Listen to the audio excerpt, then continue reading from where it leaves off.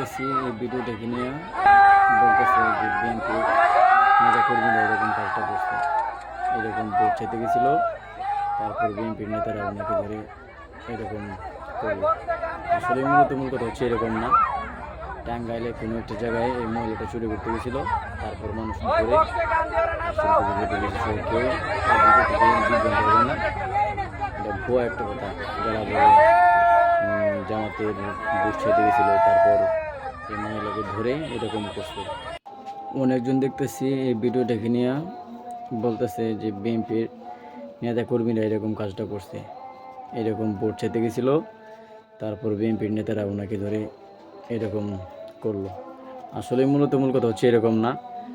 টাঙ্গাইলে কোনো একটা জায়গায় এই মহিলাটা চুরি করতে গেছিল, তারপর মানুষ ধরে তার চুলগুলো কেটে দিয়েছে সহ। কেউ এই ভিডিও থেকে বিভ্রান্ত হবেন না, এটা ভুয়া একটা কথা।